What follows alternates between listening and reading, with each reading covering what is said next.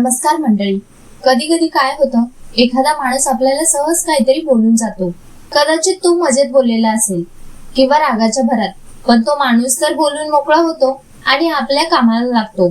अडकतो कोण? तर आपण त्या वाक्याचा बाऊ करतो. दिवसभर डोक्यात तेच विचारचक्र सुरू असतं. तो मला असं का म्हणाला? माझी काय चूक होती? सगळ्यांसमोर माझा अपमान झाला का? या निरर्थक विचारामुळे काय होतं, समोरच्याचं काहीच नुकसान होत नाही, पण आपलं मात्र फार कंबरड मोडतं. डोकं दुखायला लागतं, चिडचिड होते आणि जे महत्वाचं काम करायचंय त्यावरून लक्ष पूर्ण उडून जातं. ही सवय म्हणजे एक सुप्त आजार आहे, जो आपल्याला आतून पोखरतोय, आपली शांतता आणि आनंद हिरावून घेतोय. म्हणूनच जर आयुष्यात सुखाने जगायचं असेल तर या मानसिक त्रासापासून बाहेर पडणं आणि स्वतःला खंबीर बनवणं खूप गरजेचं आहे. त्यासाठीच पुढचे हे 9 मुद्दे आहेत. नंबर 1. लोकांचे शब्द हे तुमच्याबद्दल नसून त्यांच्या स्वभावाबद्दल असतात. आपल्याला कोणी काही वाईट बोललं की आपण लगेच स्वतःला दोष द्यायला लागतो, पण खरं तर तसं नसतं. याला एक साधं सोपं उदाहरण घेऊ. जर एखाद्याचं पोट खराब असेल तर उलट्या कोणावर होणार? साहजिक आहे, तो समोर असेल तर त्याच्यावरच. इथे तसंच असतं. जेव्हा एखादा माणूस तुमच्यावर विनाकारण चिडतो, टोमणे मारतो किंवा फालतू टीका करतो, तेव्हा त्याचा अर्थ असा नाही की तुमच्यात काहीतरी कमी आहे किंवा तुमची चूक आहे.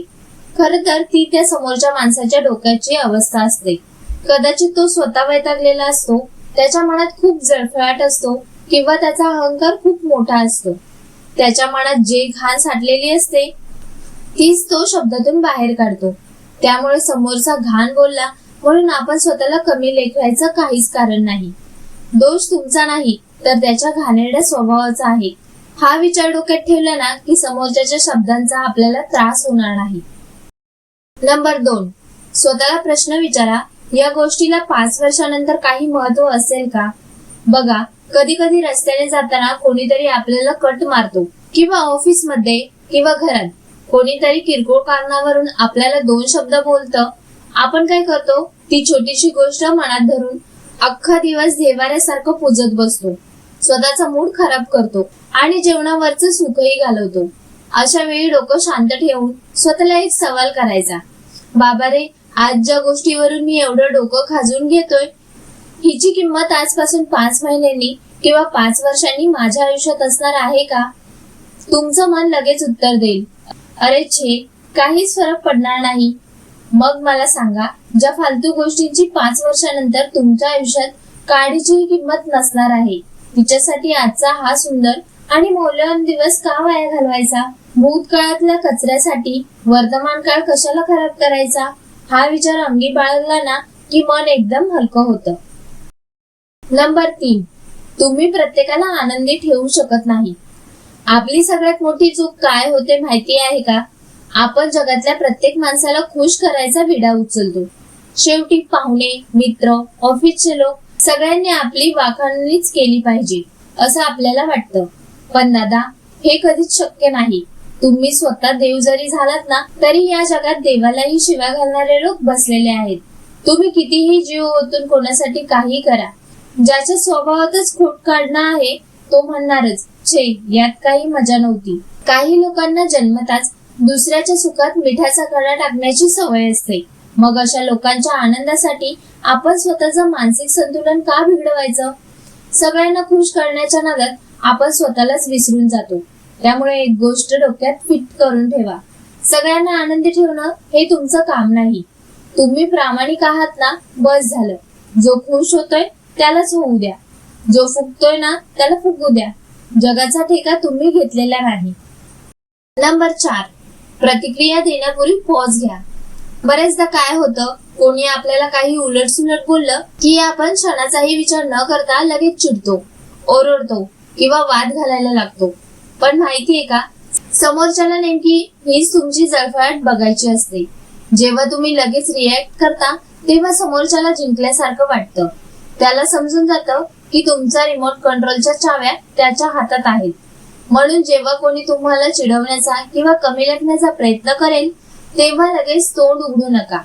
तिथेच एक छोटासा पॉज घ्या, म्हणजे मनातल्या मनात 1 ते 5 अंक मोजा. एक दीर्घ श्वास घ्या. हा काही सेकंदाचा विसावा तुमच्या बुद्धीला योग्य विचार करायला वेळ देतो. काही वेळा समोरच्याला उत्तर न देता फक्त शांत राहून त्याच्याकडे बघणे हा त्याच्यासाठी सर्वात मोठा चपराक असतो. तुमची शांतता पाहून समोरचा माणूस स्वतःच गोंधळून जातो आणि त्याची ताकद तिथेच संपते. त्यामुळे उगाच शब्दाला शब्द वाढून स्वतःची ऊर्जा वाया घालू नका. शांत राहा आणि स्वतःचा तोरा सांभाळा. नंबर 5, अपेक्षा कमी करा, आत्मविश्वास वाढवा. आपल्याला आयुष्यात सगळ्यात जास्त दुःख कधी होतं माहितीये का? जेव्हा आपण समोरच्याकडून खूप अपेक्षा ठेवतो. मी त्याच्यासाठी एवढं केलं, मग त्यानेही माझ्याशी चांगलं वागलं पाहिजे, माझ्या वाढदिवसाला त्याने मला शुभेच्छा दिल्याच पाहिजेत, अशा अपेक्षा आपण ठेवतो. पण हे जग तुमच्या किंवा माझ्या नशिबाने चालत नाही. जेव्हा समोरचा माणूस आपल्या अपेक्षेप्रमाणे वागत नाही तेव्हा आपलं मन दुखावतं आणि आपण ती गोष्ट मनाला लावून घेतो. खरं तर दुसऱ्याच्या वागण्यावर आपलं नियंत्रण कधीच नसतं. मग ज्या गोष्टीवर आपला ताबा नाही तिथे अपेक्षा कशाला ठेवायची? लोकांकडून चांगुलपणाची अपेक्षा ठेवणं आजच बंद करा. त्याऐवजी स्वतःचा आत्मविश्वास आणि कर्तृत्व एवढं वाढवा की कोणाच्या येण्या जाण्याने किंवा बदलण्याने तुम्हाला काडीचाही फरक पडला नाही पाहिजे. स्वतःच्या तत्वावर आणि मूल्यांवरती पक्का विश्वास ठेवा. जेव्हा तुम्ही स्वतः स्वावलंबी आणि मानसिकदृष्ट्या मजबूत होता तेव्हा जगाची कोणतीही गोष्ट तुमच्या मनाला जखम करू शकत नाही. नंबर 6, स्वतःला व्यस्त ठेवा. आपल्या जुन्या लोकांनी एक भारी म्हण लिहून ठेवलीये, रिकामा मन हे सैतानाचं घर असतं. हे 100% खरं आहे. जेव्हा आपण अगदी निवांत रिकामे बसलेले असतो तेव्हाच आपल्या डोक्यात जुन्या आठवणी, कोणीतरी 2 वर्षापूर्वी मारलेला टोमणा किंवा मित्राने केलेला अपमान या सगळ्या फालतू गोष्टी पुन्हा जिवंत होतात. मग आपण त्याचा विचार करत बसतो आणि स्वतःचं मन दुखावून घेतो. यावर एकच तोडगा आहे, स्वतःला अजिबात रिकामा ठेवू नका. तुमच्या हातात आणि डोक्याला सतत काहीतरी चांगलं काम द्या. स्वतःला तुमच्या नोकरीत, व्यवसायात, आवडीच्या छंदात किंवा तुमच्या मोठ्या ध्येयामध्ये इतकं व्यस्त करून टाका की रात्री अंथरुणावर पडल्या थेट झोपच आली पाहिजे. जेव्हा तुमचं मन एखाद्या महत्वाच्या कामात गुंतलेलं असतं तेव्हा फालतू आणि बारीक सारीक गोष्टीवर विचार करायला तुमच्याकडे वेळच उरणार नाही. काम कोणतंही असू द्या, वाचन करा, व्यायाम करा, नवीन काहीतरी शिका. जेव्हा तुम्ही व्यस्त राहाल तेव्हा मन एकदम शांत आणि जागेवर राहील. नंबर 7, सहानुभूतीचा दृष्टिकोन ठेवा. कधी कधी काय होतं, एखादा माणूस आपल्यावर अचानक खेकसतो किंवा चिडचिड करतो. अशा वेळी आपण काय विचार करतो, हा माझ्याशी असा कसा वागला, आणि आपण ती गोष्ट मनाला लावून घेतो. पण जरा थांबा, कदाचित त्या माणसाच्या आयुष्यात काहीतरी अघटित घडलेलं असू शकतं. विचार करा, कदाचित त्याच्या घरी भांडण झालेलं असेल, ऑफिसमध्ये साहेबांनी त्याला झापलं असेल किंवा तो पैशाच्या तणावात असेल. तो स्वतःच्या आयुष्यातल्या वैफल्यामुळे आणि टेन्शनमुळे पेटलेला असतो आणि त्याचा तो राग नकळत तुमच्यावर निघतो. यात तुमचा काहीच दोष नसतो. म्हणून अशा वेळी चिडण्यापेक्षा बिचाऱ्याची मनस्थिती आज ठीक दिसत नाहीये, जाऊ दे असा विचार करायला शिका. लोकांना माफ करायला शिका. हे माफी देणं समोरच्यावर उपकार करण्यासाठी नाही तर स्वतःच्या मनाची शांती टिकवण्यासाठी आहे. हा दृष्टिकोन ठेवला ना की समोरच्याचा राग तुम्हाला कधीच स्पर्श करू शकणार नाही. नंबर 8, तुमची किंमत इतर लोकांच्या सर्टिफिकेटवरती ठरत नाही. कधी कधी काय होतं, कोणीतरी आपल्याला सहज बोलून जातं, तुला काही जमत नाही, तू कामाचा नाहीस किंवा तुझा स्वभावच फालतू आहे. आपण काय करतो, त्या लोकांच्या शब्दांना खरं मानून स्वतःलाच कमी लेखायला लागतो. पण एक गोष्ट डोक्यात पक्की ठेवा, तुम्ही काय आहात आणि तुमची लायकी काय आहे हे सांगणारे हे लोक कोण? तुम्ही किती कष्ट करताय, कोणत्या परिस्थितीतून वर आलाय आणि तुमच्यात किती ताकद आहे हे तुमच्यापेक्षा चांगलं या जगात कोणालाच माहित नाही. जसं एखाद्या सोनाराला सोन्याची खरी पारख असते तशी तुमची पारख तुम्हालाच असली पाहिजे. लोक तर देवामध्ये सुद्धा चुका काढतात, मग आपण तर साधी माणसं आहोत. कोणी तुम्हाला वाईट म्हटलं म्हणून तुमचं अस्तित्व किंवा तुमची किंमत कमी होत नसते. लोकांच्या तोंडाला कुलूप लावणं आपल्या हातात नाही, पण त्यांच्या फालतू सर्टिफिकेटला कचऱ्याच्या डब्यात फेकणं नक्कीच आपल्या हातात आहे. स्वतःवर विश्वास ठेवा आणि दिमाखात जगा. नंबर 9, गोष्टी लेट गो करायला शिका. जरा विचार करा, जर आपण आपल्या घरातला कचरा 2-3 दिवस तसाच ठेवून दिला तर काय होईल? घरात घाण सुटेल, दुर्गंध येईल आणि राहायला नकोसं होईल. आपण काय करतो? रोज सकाळी उठून झाडू मारतो आणि तो कचरा बाहेर फेकून देतो. मग विचार करा, आपल्या मनाचंही तसंच नाही का? कोणीतरी जुना केलेला अपमान, जुन्या काही गोष्टी, आठवणी किंवा काल कोणाशी तरी झालेलं भांडण, हा सगळा मनातील कचरा आपण कित्येक दिवस, महिने डोक्यात तसाच साठवून ठेवतो. मग मन कसं प्रसन्न राहणार?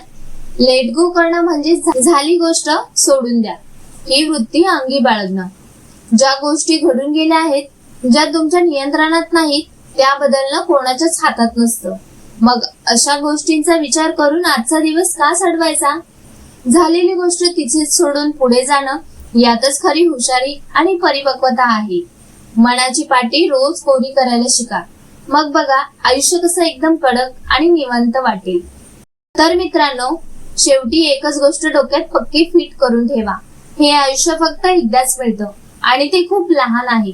लोकांच्या फालतू टोमण्यांना, विराकरण केलेल्या टीकेला आणि निरर्थक विचारांना आपल्या मनाच्या गाभाऱ्यात जागा देऊन स्वतःचा आनंद आणि सुख हिरावून घेऊ नका.